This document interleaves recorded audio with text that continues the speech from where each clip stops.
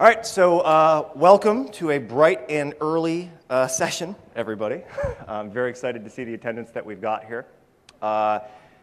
This is the Windows MultiPoint Server 2011 session. If you're here for that, that's great. If you're not, they're about to close the doors. I'm Dean Perrone. I am the product unit manager for the Windows MultiPoint Server team, which is the Microsoft way of saying that I run the engineering team. With me is Michael Cleave.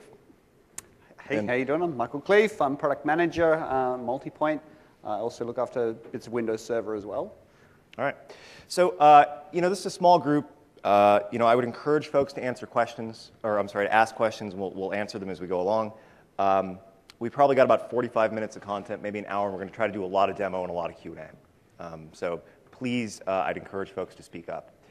Okay, what is Windows MultiPoint Server? Well, if you saw the vignettes on the way in, really simply, Windows MultiPoint Server is the ability to take one computer, to attach a lot of keyboards, monitors, and mice to it, and at the end of the day to build a number of independent computing stations, right? So for each keyboard, monitor, and mouse that you can plug into that PC, you can build another independent computing station that somebody can log into and use automatically. Okay, I'll ask what is a silly question, because I talk about this product in a lot of different contexts. How many people here are familiar with Windows Server? That's everybody, right? Okay. Terminal services? Remote desktop services, formerly known as? Okay, good. So how does this work under the covers? This is a turnkey terminal server. That's really the way to think about MultiPoint Server, right? Windows MultiPoint Server is another in the line of products that Microsoft terms as solution-based servers, right? So Microsoft kind of makes two types of server products. On the one side, we make the general purpose servers, which are things like Windows Server Standard, Windows Server Foundation, Windows Server Data Center, things like that. Those are really sort of jack-of-all-trades servers, right? You can kind of optimize them and use them for whatever you want, but it requires a lot of configuration and a lot of tooling to kind of make that happen. On the other side are things like Small Business Server and Home Server and Storage Server Essentials, and Windows MultiPoint Server is on that side of the house.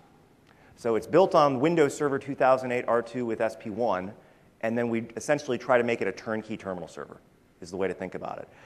Okay, so then the next question you get is, okay, so how is it different than a traditional terminal server, right? Because I got it. I know what a terminal server is. So I'd say there's two things that MultiPoint does that make it different than a traditional terminal server. One, we try to drive the cost of the station, meaning the thin client, down to the floor. So I'll give you an example of that. It's a terminal server, so all the conventional thin clients that have been created for a really long time will work just fine against it. It's based on Service Pack 1, so it's got support for RemoteFX, and if you've got a RemoteFX-capable thin client, it'll work against it as well. However, with MultiPoint, you can also connect little USB thin clients, which are no longer like $400. They're down to like $100 or $50, sort of a multifunction USB hub. And I have some pictures of those. We'll show them. We have them at the booth. You can come by and look at them as well. The other thing you can do is you can create a station on a MultiPoint server with no thin client. Literally, if you can plug another monitor and another USB hub into the machine, a $5 USB hub, you can use that to create a station. So if you've got 4 monitor ports on the back of this PC or this server, that's 4 stations, right? No thin client required for those. So that's one. We drive the cost of the ability to create the station way down. And then 2, we have a set of tools or management experiences that are really optimized around managing that thin client environment. And the North Star, the primary focus for those sets of tools, if you watched all the videos on the way in, is all around education, right? There's a lot of places where there are budget pressures that are particularly tight in education, and we think that the solution really lends itself very, very well to things like classrooms, labs, and libraries, places where you're going to have a bunch of static terminals. And so we built a set of really easy management features aimed at optimizing for a teacher in a classroom. All right? So let me just go through a couple things, and we'll get into the demo because I like to show the product off. The one slide I have is, hey, how do you, I just talked about all the different ways you can connect up to the MultiPoint box. These are screenshots of those different types of, of those example thin clients. The top row, LAN clients. If folks have done terminal services, you've seen these before. These are just thin clients of any sort.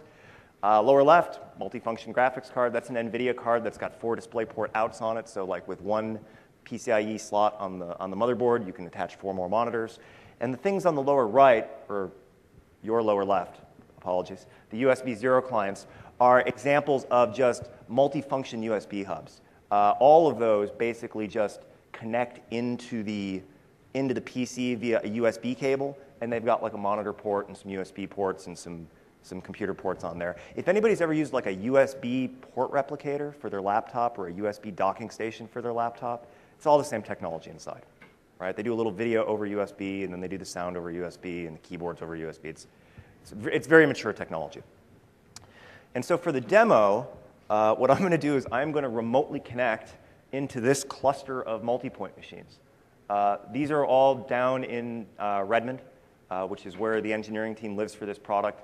The one on your lower left is in my office. The one on your lower right is in one of our demo rooms. The one in the top left there is in my buddy James's office. So what I'm going to do is I'm basically just going to remotely connect into one of those via remote desktop, and I'll sort of drive and show off some of the experience. Okay, so let's see. I got to change to machine B. And on machine B, here we go. Okay, so this is the let me show a couple things off here. So one, let's start with the experience. What is the experience like of somebody that's at a Windows MultiPoint server station? And how is that different or more optimized than a traditional Windows Server TS experience? I got a little bit of clipping there, but I think you can see that what I have down here in the lower left is actually the Windows 7 start menu experience. So I don't have the Windows Server start menu experience, which as an IT pro is not a big deal, but I think to end users, I think it turns out to be a big deal. What I don't have is the links to PowerShell, and I don't have the links to Server Manager down in the tray. And I have the very familiar things here in the start menu, like documents and pictures and music and videos.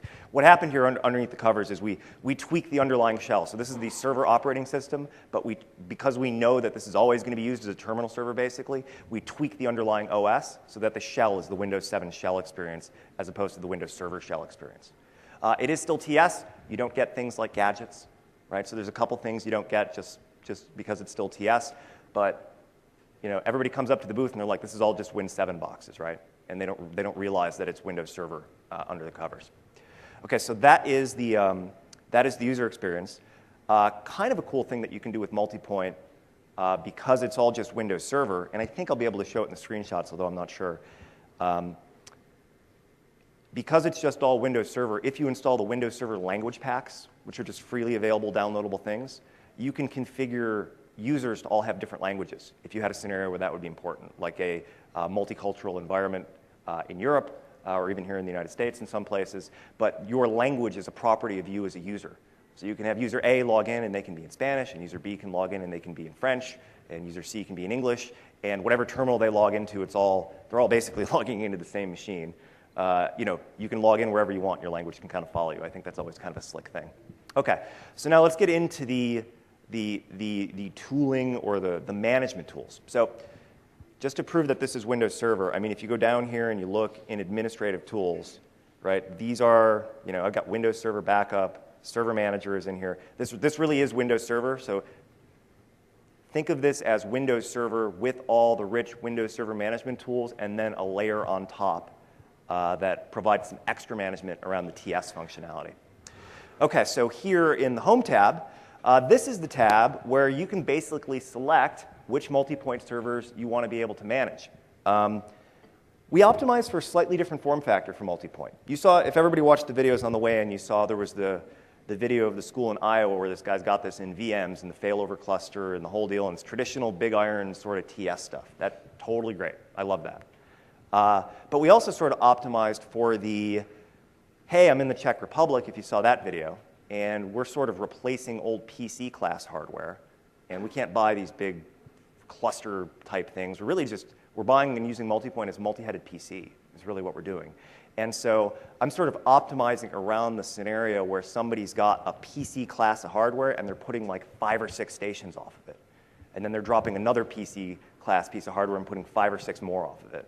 And they might be in a classroom or lab where they've got 6 MultiPoint servers and 36 stations, for example, that way. So knowing that that was the environment, it was really important for us to be able to say, okay, well, you're going to be in an environment where you have more than one MultiPoint box in the same place. And so on this tab, what it lets you do is it basically lets you go find all the other MultiPoint servers in the environment. we have a little beacon that runs on there, and you can go out and find them. And if you move a server from the left-hand side of the screen to the right-hand side of the screen, you can manage it in this management interface. And this is all just, it's normal authentication, and it's all PowerShell under the covers if people like PowerShell. So, if you're domain joined and you have the creds to manage the other box, it'll just work. If you don't have the creds, you get prompted. It's just like browsing to a file share. It's just normal Windows authentication to do all that. The ones, I have 3 of these, I have 3 of them under management now. You might ask, why are there 20 different multi-point servers in your environment? That's because this is the second floor of building 43 where everybody builds this product. So these are all of our test servers. Okay. Why this is good in terms of a deployment, a lot of customers kind of go, okay, you can only support, between 10 and 20 stations. Like the standard version supports 10 stations, right. Premium version supports 20 stations. People go, well, that's only 20 and I've got classrooms of 30. What does that mean for me? And so the good thing here is you can just, okay, I want to support now 30. I'm going to add another one, but still manage them centrally all from the one console.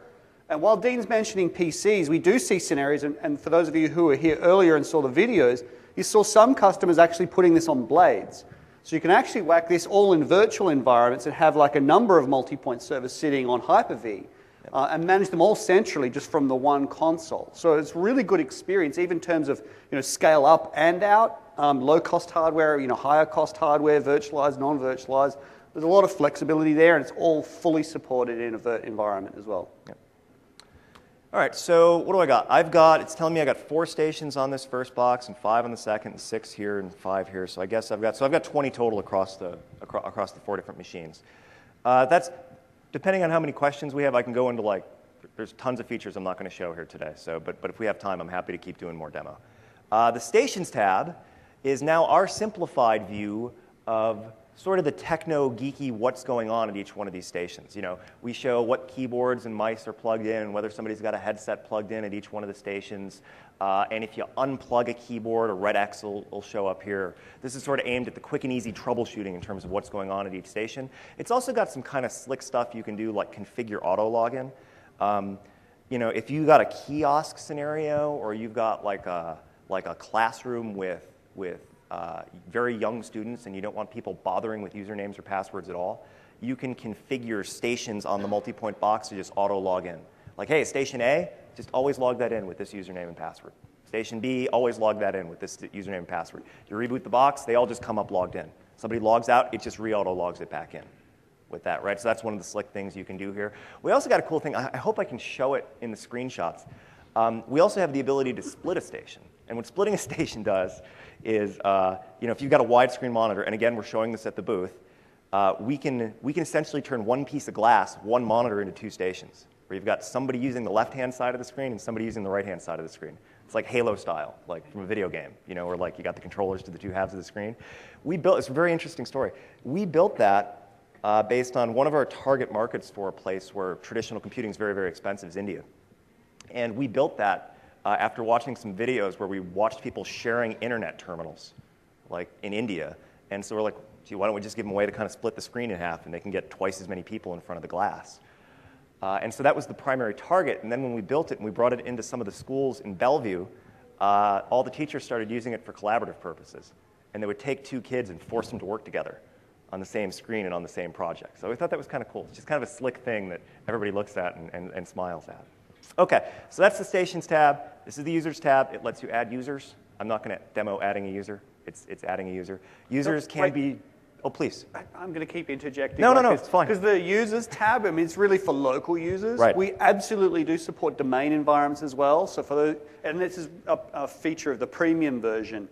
So if you've got a school network that's, say, got like a small business server in the school network, or an Active Directory environment, you can just add this in and centrally manage all the accounts. So again, across 5, 6, 7 multi-point servers, they can log on any multi-point server and get the right experience. And if you've got roaming profiles, that's all supported, and policy, it's all supported across the platform. Yeah, very, very good point. Group policy, domain stuff. I get questions, hey, can I lock this down with group policy? Yes, it's Windows Server. Can I do roaming profiles? Yes, it's Windows Server. It's all that stuff just works. Okay. So now, the cool tab. This is the Desktops tab. What the Desktops tab does is it gives a thumbnail view of all of the different stations that are connected across that cluster of servers. Right? So if you've got your 4 or 5 servers, and you got 5 or 6 stations on each one, or you could have 20 on each one.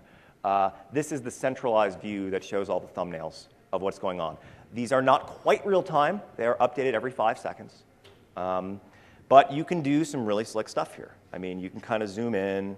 If I double click here, I can zoom in and I can see what's going on. And if I see somebody not doing something or doing something that I don't like, I can click block station, and the thumbnail will refresh here. And you can see that the station is now blocked. Everybody likes that one. I love that check video with that kid saying, the teacher caught me on the internet, and now I can't go to those websites anymore. That was just fabulous. So that's this one here. That's configure web limiting. And with configure web limiting, okay, this is tech ed. This is not at the firewall or the packet level. This plugs into the address bar of IE, and it only works with Internet Explorer. But if you populate this list with a set of sites, Internet Explorer will only allow you to browse to one of the lists in this site, in one of the sites in this list. And you can flip this on and you can flip this off. And this is sort of aimed around the scenario where you've got a teacher in a classroom, and for the next couple hours, you can only get to wikipedia.org, and you can't go anywhere else. That was sort of the thing we tried to optimize around, right? So there's the hey, let's just build the list, and then if you want to turn that on, limit web access on all stations, you turn it off, you turn it on, turn it off, sort of a thing. I can also do cool stuff. I can launch applications. So I could launch a website, or I could launch, calc. And you can launch an app, and if you see somebody doing something you don't like, you can close an app. Hold on here. Close applications on this station. Refresh list. Oh no. Well, you're also supposed to be able to close an app. What's that? Calc's not really an app, he says. Yeah, that's probably. Let's see. I don't know. Dave, why isn't this working? All right, well, in theory, I can close an app. The other thing that I like to be able to do, that's always worked for me. I've never seen that before. That's really funny. This, by the way, is one of those split stations. You can see this one is the narrow profile, and there's probably another station here that's the other half of this one.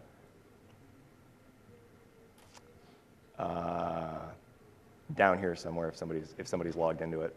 Yeah, there we go. It's probably this one down here. Or here's 2 split stations. I think you kind of get the impression. I mean, this is really designed to be about ease of use. A lot of the teachers complain, I don't want to have to muck around with technology. I don't want to have to try and, coach it and get it to work. I don't want to have to visit, 10 different stations and get them up to date and install apps across all of them. The whole intent of this is I want to install the app on one machine. I want to manage one machine. I want it to be easy. I don't want to have to think about it. And I want it to be for me to control, so I'm in control of the learning environment rather than the kids doing stuff that just tries to wreck it, right? And kids are pretty malicious too. So some of those features that you see with the USB keyboards and mouse and stuff, they'll just unplug stuff and say, hey, teacher, I can't work. Yep. And the teacher doesn't really know because they're not really an IT professional. So at least if they can go to the console and go, oh, look, your mouse is unplugged. Let's just plug that in again. It's really designed to allow the teacher to take control of the classroom again. Yep. And the last one, oh, sure, question. Before I get away from the interface, the contact interface a little bit longer. Yeah. Is there any hope of the technology that gives it a Windows 7 look and feel to get ported to terminal server? It already is. Not quite this good. Not quite, but Windows 7 look and feel of the session. yeah. Will that technology get ported to terminal server so in a terminal server environment, not a voice? Yeah, it already is. Come to my session at 3 o'clock today, and I will show you it side by side with Windows 7 in remote desktop. Yep. I'll show you how to switch it on. All right, and then the one that we didn't show, which is sort of the one that's sort of a multi-point thing, is the project station. So again, optimized for like the classroom sort of scenarios. I can take my desktop as the administrator of this console and project it out over the top of other screens, or I can take someone else's desktop and I can project it out over the screens. So the idea is either I'm a teacher and I'd like to walk the class through an example, or I've got a student that has solved a particularly hard problem in some way and I want to project that student's desktop over everybody else. So for example, I can say, hey, project my station to selected stations. So let's select a couple of them here. and I can say project my station to selected stations. And when that thumbnail refreshes, this one's a little tough to show in a demo. It's easier to see if you see it online. What they are seeing now on their screens is what I'm doing here on my screen. So I could just minimize this now, and although you won't be able to see what's going on, if I minimize this, what's on those screens now is what I'm doing here, as an example. Question in the back. Yes, if you do the projection in like a classroom environment, could you split the screen? You have your session there, the student session there, and the teacher typing and the student can see, both of them can see what each one was doing. Yeah, the question is, and I have to repeat the question so it comes on camera. Is there, let me see if I got this one right. Is there a way to split a station and maybe project over half of it and then have somebody else like working in the other half? So this is all PowerShell under the covers, and we're working on some advanced PowerShell scripts to sort of make all that stuff work. I don't have the easy button for that in the console. You might see some tooling coming out for that as like a power toy. That is not the first time I've heard that question, which is why I could recap it so cleanly. That's a very good suggestion. Thank you. All right. So that is other questions about this interface before we go off, because I've basically shown all the, the one thing I didn't show, it's a nice thing to sort of do. You can do all of these activities from one to one. You can do all these activities from one to many, and you can do these like one to all. So if I say block all stations, I will literally just go and all of the stations will end up being blocked, right? And there we go. Okay, so question.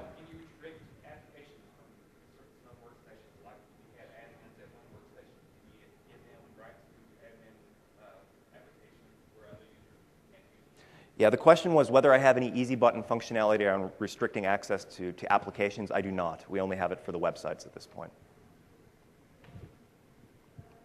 Sorry. There we go. Question. Is there support for Arrow or dual monitors? Is there support for Arrow and or dual monitors? And the answer is two-part. Yes and no is the answer. So in the same way that network-connected thin clients can do Arrow and dual mon if the thin client supports it, right? I have an HP 5740E with the latest version of the remote desktop app on it, and it does Arrow and it does dual mon, and it is a beautiful thing. That is supported against MultiPoint, but that's supported against MultiPoint in the way it's supported against all terminal servers, basically. If you're doing the El Cheapo method of connecting multiple monitors and keyboards and mice right into the machine itself, I cannot do Arrow or dual mon with those. But you can mix and match. So if you've got like some needs for dual mon in some places in the organization, and you're willing to pony up $300 for a thin client for those, you can do the Arrow and the dual mon with those. If you have a larger lab where you're needing to use multiple multi-point servers, Yes, sir. can you do this work across all 30 of them? Yes, sir. I mean, what the question was, let me repeat the question. If you're in an environment where you have multiple multi-point servers, can you capture this across the activity across all of the multi-point servers? And the answer is yes. If you look here, the first line that you're seeing in each of these thumbnails, like where it says WMS Demo 3, Contoso WMS 1, those are the names of the servers. These are thumbnails across different servers that you're looking at right here, right? And the Stations tab. WMS Demo 1, here's what's going on there. WMS Demo 2, here's what's going around here. This management console was designed to know that you absolutely will have multiple multi-point servers in your environment. Absolutely, it's the whole point. All right, so let's get into some more details about pricing and the licensing.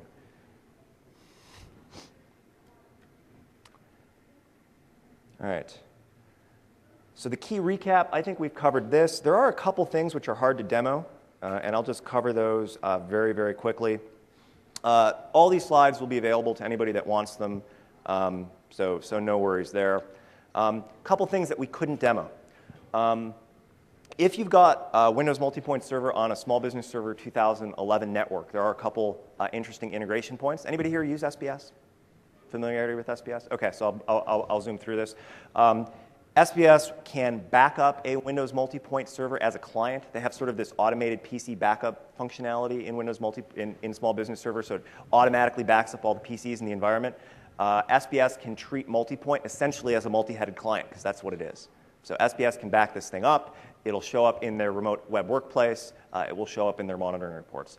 That management dashboard, if you've used SBS, will look very, very similar because it's built on the same framework.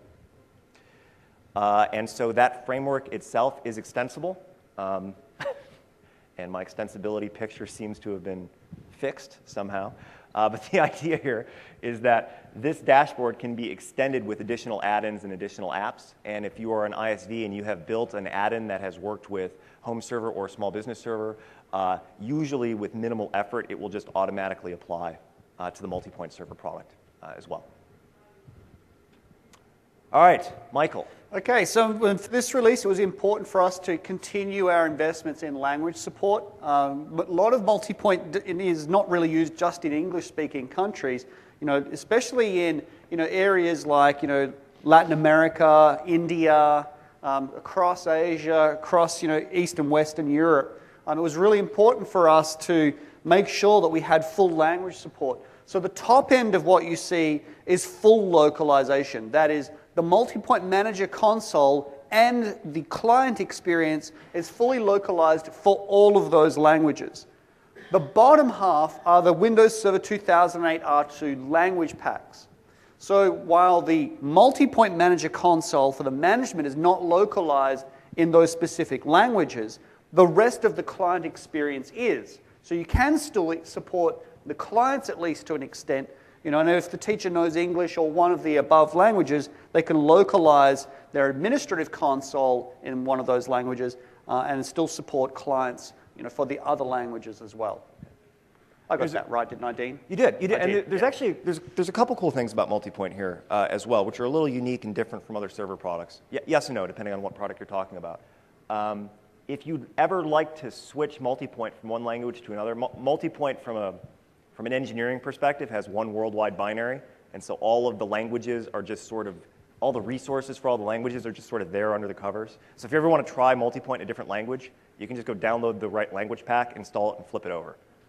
So if you've got English MultiPoint installed and running, and you go get the Turkish language pack, and you flip it on, you've now got Turkish MultiPoint. You don't need to go get a different copy and download it or anything like that. It's kind of a slick feature. I'd also recommend, if nobody's ever done it, to try out Arabic or Hebrew, which are bi-directional languages. And I mean, you turn on Arabic on a MultiPoint server, and it's like the start menu's on the other side, and everything is mirrored and flipped. And it's all right to left instead of left to right. But I mean, those are scenarios you can do as well, which is really, really slick. Yep. Okay, next. Oh. It's all right, I got it. So the minimum system requirements for this, and this is like anything, especially with terminal services, you need to plan effectively for the user load that you're actually going to have on the terminal services box. We did do a lot of good testing around typical classroom scenarios, like kids going to YouTube and watching Flash video, typical types of applications as well. And the test team came up with a set of guidance, and this is actually all in the planning and deployment guides, which are on Microsoft.com, about how to actually plan effectively for this. And so when we sort of came to this, we were having a fairly robust discussion on, what AMD chipset should we have, what Intel chipset should we have, and we kind of settled around this concept of, how many cores plus multi-threading if it's available, can you support with, so many users. So if you look at the top end, 15 to 20 stations running a fairly media-intensive applications are going to require at least a quad-core plus multi-threading if you can get it, or an 8-core box, say from AMD as well. So, because as you know, Intel supports multi-threading, AMD right now does not, with 8 gig of RAM. In those scenarios, we absolutely recommend you using remote effects-based thin clients. You're going to get the best scale with those, and we found some really good results running remote effects in that kind of size deployment. However, what we typically see in many deployments is most customers end up with 10-ish. Our typical figures in terms of classroom, just within a typical classroom environment deployment, is somewhere around 5 seats. And I don't mean like a full lab. I mean like a small classroom pod environment is typically around 5 seats. But yeah, I mean, we've got to. You can go one of two ways with this. As you're saying, it's terminal services. If folks have used terminal services or RDS, you know that you have to. There's dynamic sharing of the CPU that happens and the memory that happens, and that's just the way it is. If you're going to go the I'm really just multi-heading a PC route, you drop a PC down, you put 5 or 6 heads on it. The one we're using in the demo system over there has 4 gigs of RAM and a quad-core Yeah. on it. It's sort of a workstation class machine. You need a slightly more powerful machine, but it doesn't need to be like a server class machine. I do see folks taking pictures. That's totally great. I just put this into a blog post yesterday. So if you don't feel like you have to write all this down, I took this table and I exactly put it into a blog post so people could find it. I mean, and the other good thing, even if you do go for a smaller size deployment, like in terms of the smaller number of users per machine, you can just reuse your old machines. You don't have to go buying all new equipment. You just buy, whatever you need. You can go buy it through academic volume license and get whatever you need. So it's a very flexible kind of solution catered to, I'm going to buy new equipment. I mean, that's going to be the best experience for a customer, is buying it new through an OEM, or they can just simply repurpose older hardware to make it happen as well. So on the pricing side, we wanted to make sure we improve some flexibility for various different types of customers and segments. So while our primary focus, like Dean said, is as academic, there are some scenarios where they don't qualify for academic licensing, but they may do have like a classroom learning lab in a corporation, for example. So we wanted to expand the flexibility of MultiPoint so that it could at least be purchased through a variety of different channels. So just to recap, in the previous version, there was MultiPoint 2010, and then there was MultiPoint 2010 Academic. And the academic version was... Hold on. I have a joke about this. I do. Oh, okay. Does anybody, who here has seen the MultiPoint 2010 pricing or licensing or editions or anything like that? Okay, only one person. That's good. If we'd seen a lot of hands, I would have said, just forget everything you knew. Yeah, exactly, Okay. Exactly. So the academic version was sold through volume license, and then there was the WMS 2010 version, which was sold through OEM. So there's two different products in two different channels. The version for academic was domain joinable, the version through OEM was not. And there was a lot of customers and some of our partners who were saying, we want to be able to go and sell this to other different types of customers as well. So what we've done now in 2011 is we've now actually got a standard version and a premium version actually available through OEM, so you can actually buy both of them through OEM. We also have an academic OEM version where you have to be a qualified educational customer, and you can buy it direct from your OEM, and that's a premium version. We have academic VL, and we also have open VL options as well. So customers can buy through a variety of different channels. And for those of you who are systems integrators, you can now actually get it for your customer through a variety of different channels that weren't really open to you before. So there's a lot of good options there. The pricing that we've actually got here is just the standard RRP pricing. You probably get better if you either buy through OEM or through like the discount waterfall models that we end up having. Yep. What is a There's CAL? a client access license. Yeah, so the way the licensing works is if you've licensed RDS or TS, it's the same way, right? You get a license for the server, you get a license for each of the seats, right? Or the users if that's the way you license in your environment, but it's usually seats. Question over here? Is this part of the school agreement? Yep. Yes. Yeah, you can get it in CASA. Yep. Yep. It's one time. Unless you buy through CASA, which is a subscription. I guess that's true. Yeah. I guess that's true. But these prices would be, the Yeah, way we have these posted here, assume it's the one-time purchase model, where you're just buying the license it. for the server, the license for each of the seats, and you're moving on. Are the CALs for this and the CALs for RDS interchangeable, or are those two separate? Separate CALs. Yeah. Technically, they're extremely similar with each other. Very similarly priced, but... Identically priced, and technically very, very, very similar to each other. Now bear in mind on the open side, I mean, the top end of the waterfall looks pretty high. Now, I can go buy premium through OEM, and I think you'll see a much more attractive price by bundling it with hardware, typically what you would get when you buy anything through OEM. So, for customers who are non-academic, going and buying premium through OpenVL is a fairly pricey option. It would be better for them to buy it with a new PC, much more price attractive. Yeah. It's one of the different options here, though, with MultiPoint. I keep talking about, hey, what are the little tweaks and things we do to make it more optimized for TS, because I know it's always being a TS server. The big differences between standard and premium, as Michael said, hey, standard only goes to 10, premium goes to 20 stations. Like that's the big difference, and premium is domain joinable. So I really expect, I see a lot more noise and traffic around premium than I do standard. Most people go with premium, they go for 20 stations, and they go for the domain join. But because it's capped at 20, which normal RDS servers are not, I don't have to worry about license activation. So I'm basically just like pre-activated up to 20. And then CALs for this product are on the honor system like they are for many Microsoft products, but that's not true for a traditional TS server, right, where you have to go through all the activation hassle. Question? Where does the library fall in? Libraries can qualify for academic licensing if they're public libraries, I believe. I'd have to look for a private library. If they, I mean, there's a set of qualification, what we call a qualified educational user. Yeah. If they meet those terms, then they qualify. Yeah, and there's a website. Right. If you search for, if you go to Bing and you search for academic volume license qualification terms, it's like the first page that comes up, and it's got like all the different interesting things qualify for academic, like museums qualify for academic. Yeah. A lot of things qualify for academic. Even an end user with students at school can qualify for academic, right? Yeah. You look at the academic student and teacher versions of Office. They're under similar terms and similar definitions of a qualified educational user.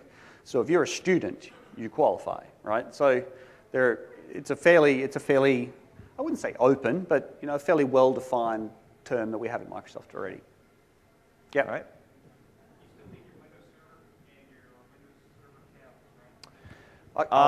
Can I answer that? Sure. Sure. I know you're itching. So if you buy through academic volume license, so this is where there's a little Cal funkiness. If you buy through volume license, there are certain rules around volume license that we have to adhere to as a business. So we actually sell a MultiPoint Cal with Windows Server 2008 Cal bundled.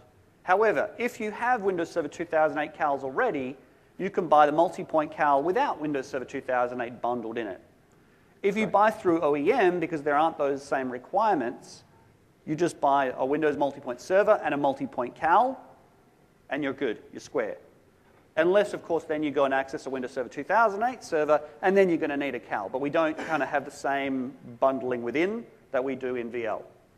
I know there's a little confusing. There's a table on the website. The question you asked, do I still need the Windows Server license? That is no. MultiPoint is the operating system, and you buy the MultiPoint Server license. We're falling into the depths of licensing questions. Last one on licensing.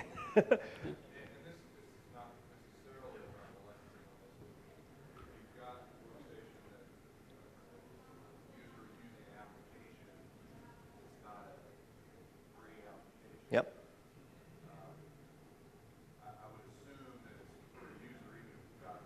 Right. Right. So So the question was, how does licensing work for the apps? Yeah. I think the first answer is it depends on the vendor of the app and how their license is written. I can say from a Microsoft perspective, the way the license is written for all of our products is it's per station that it's being used on, right? And so if you got 6 heads on a PC, you're going to need 6 licenses for Office, as an example. And then it's 7. Yeah, if you're split screening, it could be more.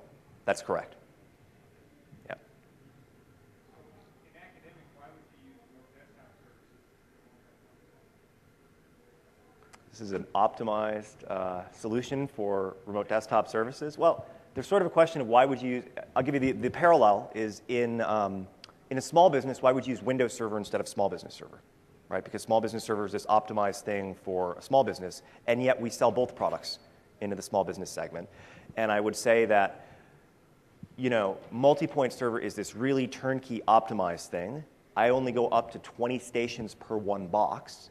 And maybe you're in an environment where you want to put it into a VM and do a more traditional deployment where you've got 80 or 100 on one box, or you need that flexibility for some reason. That would be a scenario where you would still go with Windows Server. But this product was introduced to be a great terminal server specifically for the academic market. Right? So I would expect that this will start to gain traction there. Okay. All right, this is my favorite one. All right. On your left, my right, is how many seats you can buy through traditional one-to-one computing. And on the other side is if you spent that same $50,000 with Windows MultiPoint Server. You're going to ask where these numbers came from, and I will show you. That'll be what we'll do next. 43 seats versus 127 seats for $50,000. Microsoft commissioned a study. It's on our website by Forrester. So this is, honest answer, this is a Microsoft commissioned study where Forrester did some work for hire for us. And they went and they talked to 5 of our early adopter customers for MultiPoint 2011. And these were all in emerging markets, not developed markets. So this was an emerging market study. And they talked to someone in the Czech Republic and India and Brazil and Haiti and maybe the Philippines. I think those were the 5 that they went and they talked to. Did I get that right? I don't know about the Philippines, but certainly the other ones are right. Yeah. And they went and they interviewed them, and they primarily talked with the quote unquote IT staff at these places, which were sometimes limited, and they talked with the teachers, and they asked them to estimate what does it take to put down things like that. They got a bunch of data, and then they built a composite school in the study, which served as the amalgamation average of everything that they heard from the other places. And they built a 108-seat computer lab, and they costed out what it would cost for that to be managed over 3 years. And they broke the cost into these categories: hardware, energy cost, ongoing maintenance, software. And at the end of the day, it came out to be 66% more cost-effective to do that with MultiPoint versus other traditional types of deployments. And here are the numbers in the study for those 108 seats. Hardware and energy cost were obviously the 2 big ones, right? And those make sense. Instead of needing to buy 108 PCs, you can buy, I think they did a 6-to-1 ratio in how they scaled it out. So you can buy 1/6 the number of PCs and then just buy multiple keyboards, monitors, and mice.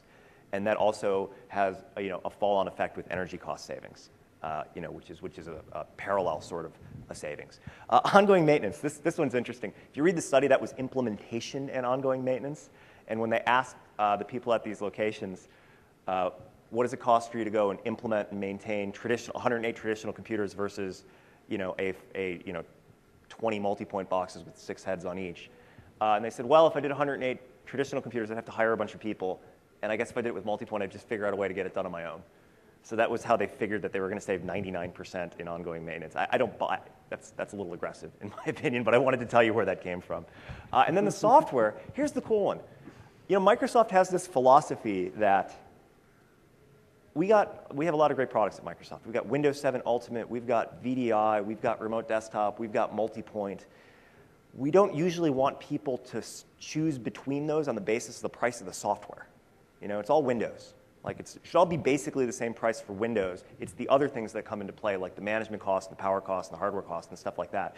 So we very specifically said, okay, you guys saw the pricing for MultiPoint, right? That was like $115 for the server and like whatever, $29 for the Cal. It's like dirt cheap. Well, it turns out that if you're in an emerging market, you can get Windows for like $25 a copy. Windows 7 Pro. Like you can go through this thing called the Partners in Learning program, and if you have any copy of old Windows, you can update it to Windows 7 for $1. Yeah, look up this program called the Partners in Learning program. So even though MultiPoint was only $5,000, we assumed that these customers could get all the Windows licenses they need for $3,000. And even then, at the end of the day, it all sort of added up to 66%. The numbers at the bottom are the interesting ones. $1,100 per seat for traditional one-to-one computing, $391 per seat for MultiPoint. And what's really helping that, for those of you who've done remote desktop services in the past, the real, issue in making that more broadly successful is the cost of the endpoint. Some of those thin clients range from anywhere between $300 to $800. And when you compare that against the cost of a PC, you kind of go, yeah, about the same. I'll just put a PC out there because I know how to manage that more effectively. But MultiPoint, like Dean said earlier, is really driving the cost of that endpoint right down such that we get really great numbers because we're getting that endpoint cost nice and low. Plus, the software is fairly attractively priced. Bit of software as well. So, all right, and so that's it for the dog and pony show. We can do more demo. We can do more Q&A. Let me just sort of rattle off these things so you know what we have available. There is a TechNet library where you can see all of our documentation. We have an app compat site. Folks always ask me like, hey, what apps work with this? What apps don't? So it's sort of a two-part answer. It's Windows Server. The apps that work on Windows Server work on MultiPoint. It's also a remote desktop server. So the apps that work with remote desktop server work with MultiPoint, and the ones that tend to not work with remote desktop server tend to not work with MultiPoint. And if folks have dealt with that before, there are some apps that just never contemplated that there could be more than one user using it on the same box at the same time. That has the same sort of problem with MultiPoint. Availability. The product is available now. You can go and get it now. It's on the VL price list. We have OEMs taking orders. You can download it from MSDN or TechNet or the Download Center if you'd like to try it out. Interestingly enough about MultiPoint, we have the ability for MultiPoint server that you can convert an eval to a full product without needing to reinstall it. So if you download the eval, you try it out, you can do the eval for 180 days, you then get a license key later, you put it in, and it is now a legal copy. You do not need to reinstall. And then, of course, like everybody, we have all the social media outlets you could possibly want. Okay. For folks that are leaving, that is totally great. Please fill out an eval for this session. And with that, I'll open this to Q&A or demo or anything else that folks want to talk about. All right, question. On the eval, do you have to worry about CAL licensing? You do not. And in fact, we sort of alluded to it earlier. CALs with MultiPoint are all on the honor system. I would absolutely encourage everybody to purchase all of their CALs, but there is no toothed enforcement until you get to the top. Or when I have a hard limit of 20, I got a hard limit of 20. But up to 20, you don't need to worry about them. Technically, you don't need to worry about them. Legally, I would encourage everybody to stay legal with their software. Thank you, Dean. Sorry, I didn't mean to break you into jail there. Yeah.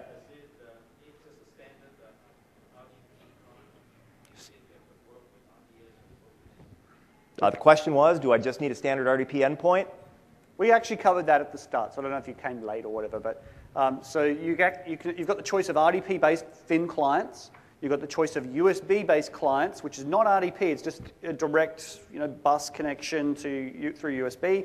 And then there's the direct video stations where you just plug a whole bunch of monitors in, some USB hubs, hang keyboards and mice off those. That's probably one meta point we didn't kind of mention. You can't just go plugging keyboards and mice directly into the MultiPoint server. You actually have to put them in through a hub because that's how we identify the station, right? So when you come, no. So I want to always. answer your very specific question. Can I use RDP clients with MultiPoint? Yes, Yes, you can. absolutely. I have many customers that have just replaced their old TS servers with MultiPoint servers. They kept all of their existing RDP thin clients in place, repointed them at the MultiPoint server, and you're good to go.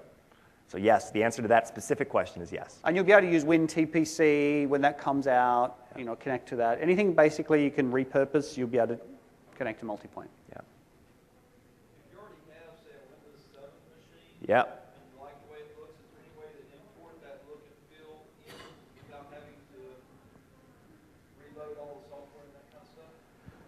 So the question is, you've got a Win 7 machine that you already like the look and feel, and you want to replace that Win 7 seat with like a thin client seat, but you want to import the look and feel that the user had from their Win 7 machine into that RDS session and all the software and everything. There are profile migration tools which will let you do some of that. There's no easy button to do it all. You're in the world of migrating profiles, and you're probably in 3 or 4 different tools to make that happen. Yeah. There was a question over here somewhere.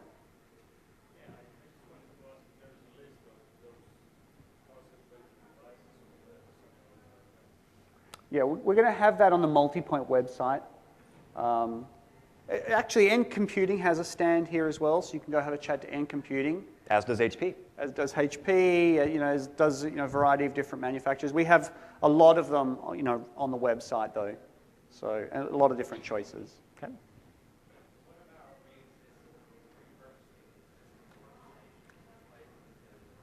Let me show you something. We have some time. I'll go back. Okay. So the question was, what about replacing existing workstations? Repurposing existing workstations using them as clients.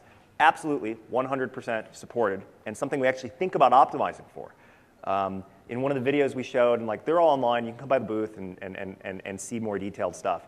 We have a ton of customers that have really old XP or Vista machines. They drop in a MultiPoint box, and it's just terminal services, right? They're just stripping down the base OS, flipping on a remote desktop shortcut, and you're good to go. I tried to make that as easy as possible. If you go to the Home tab here for MultiPoint, and you click this Save Connection Settings to File link, it pops up a little dialog, and it says, what is it that you're trying to do remotely from this MultiPoint box? and I optimized for 2 scenarios. One, you can create a multi-point manager connection file. Anybody use Remote App or Rail? Wow, okay, not too many people. What Remote App or Rail does is it basically lets you run the multi-point management console from a laptop, like on the network, or another PC on the network, and it looks just like a little app. Think of Citrix published apps, for those of you who've done that before. Exactly like that, but just part of Windows I like Server. that publish. That's the word we should have Published used apps, on this. So you can publish the multi-point management console so that the teacher or the administrator can use it on another PC on the network. That's one scenario. I know that's not what you asked about. You asked about repurposing. The other one is just create a remote station connection file. You click OK, and here we go. Here's this is the RDP file that you got to go save. So it just automatically creates it for you, so you don't have to worry about what all the settings were. You take it on a USB key, you bring it over to the XP station, and that will flip the traditional rich client into a thin client. And that gets better with Windows Thin PC. Yeah, Because yeah. now like Windows Thin PC is the new Windows 7 thing that you can just blast down on the image to kind of make it a really, really thin client. Yeah, question? Following that question, your old PC has XP OS or something like that. Yep. Before you won't get transparency. Can you upgrade the OS on that box to like Windows embedded? Let's say Windows 7 embedded, and then connect to our VPN. Get that effect? The question was, if you've got a really old machine with XP and you've converted it into a thin client, can you upgrade the underlying OS to something better to maybe give you a shot at doing Arrow or some other transparency or some other sort of thing? I think there's a legal answer and there's a technical answer, and I think the answer turns into, oh, Well, I mean, the RDC7 client can be installed on Windows XP. You won't get remote effects, but you will get the AeroGlass experience. So AeroGlass is not necessarily tied to remote effects. Remote effects is actually, a multi-part thing. Again, I'm going to discuss this in my session, but there is some protocol enhancement to remote effects. It actually gives you a bit more of a crisper experience. You can do it, basically, what you're asking. I want AeroGlass with the RDC7 client. You just won't get the remote effects experience, if that makes sense, because we're not making a remote effects-based client for XP anymore. we should make an introduction later. This is like part 2 of the conversation we were having yesterday with Rob Williams. is there a part? Go ahead. I'm sorry. I didn't mean to cut you off. And can you install Windows embedded on an old XP box? You can, provided you have access to the bits and know how to build the image. You can absolutely do it, and it will connect up to MultiPoint, no problem. His question was, if I've got Windows embedded, can I go and whack that on the PC, and then put the RDC client on that, and then can use that? Absolutely. Yeah, technically absolutely it will work. I think it's, do you have Yeah. legal rights to the image? It's like anything. Do I have the rights to use it? Same with Thin PC. It's going to be an SA benefit, or unless you buy a VDA license for a VDI scenario, then you'll also get the use rights to it. It's all going to come down to the use rights. Do I have it under my agreement or whatever? Yeah. So, coupled with that is remote FX. Is that in Windows 7? I had a Windows 7 laptop or something like that. Say they already have, but I want the multi-point functionality. Right. I have 20 just bought laptops. Right. Right. So I do this in my office. Well, not with 20, because I don't have 20 laptops in my office. So show you another couple cool things here. Here in the Home tab, I go to my server, and I go to Edit Server Settings. We're going to geek out a little bit here. We're going to get one step deeper into the details than I typically do. This will bring up the Edit Server Settings dialog box for the server, and you can tweak some of the under-the-cover things that you may or may not usually tweak. I'll show you a couple of these. You may not want your multi-point server to be remotely manageable, so you can turn that off. You may be putting this into an environment where you legally are not allowed to monitor people's desktops. Right? There are many countries in the world or businesses where they want to know that that functionality is disabled, and you can disable the desktop monitoring thing. Assign a unique IP to each station. There are places where, because of tracking or logging or testing software, that you require each user to have a unique IP. And if you flip that, each time a station comes online, it just gets a DHCP lease. Or an app compat scenario. Or an app compat scenario, Yeah. correct. Enable Remote FX. I put the easy button in for Enable Remote FX, and this will just go change the group policy setting to go and enable Remote FX. All the bits are already there. On the multi-point system. And it's smart enough to know that if you've got the hardware encoder in the system, to use the hardware encoder, and if you don't, it'll use the software encoder. The trade-off there is that you burn CPU. Okay. If on the endpoint you've got a remote, so if you've got this on here, and on the endpoint you've got a remote effects capable client, either hardware or software, and if you've got Win 7 with RDC 7.1, you've got it on the endpoint, absolutely that works. Right? I do it in my office all the time where I have a Win 7 laptop with the latest RDC client on it. I turn on remote effects on my server, and I just got remote effects. It's great. Cool. Going once. Oh, okay. If you do that, like save connection settings for file and have a connection, that on a repurposed machine, Yeah. is that repurposed machine need to be connected to the USB or can it just be connected over the network? Over the LAN. Over the LAN. I just filmed the video of this yesterday, and we can do it at the booth too. So I've got my MultiPoint server. I've got a laptop on the same LAN. You go and you create the connection setting file from the MultiPoint server. I bring it over to the laptop. I double-click on it, and bang, I've got a station. It's just to avoid people having to type in the name of the server and the color depth settings and all that stuff. I just wanted to try to make that as easy as possible. Okay? So I also envision this being on a USB bootable thumb drive where the workstation is very low end, or I really want to secure it at night. I can put a thumb drive in, boot from that thumb drive to a desktop client scenario, run my day, at the end of the day, pull the thumb drives, lock them up. You can. I mean, that scenario exists. I will say, if you've got something that has an RDP-capable thin client or endpoint, you can turn it into a MultiPoint station. There are lots of devices that can do that. Not all of them made by Microsoft. Exactly. Linux devices, Apple devices, there are lots of devices that can just made to be really thin and connect to something remotely. I've actually got one in my bag.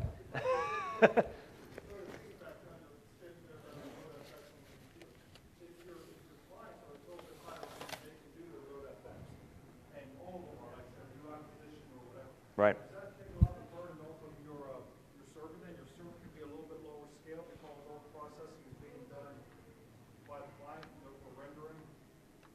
Michael, do you know the...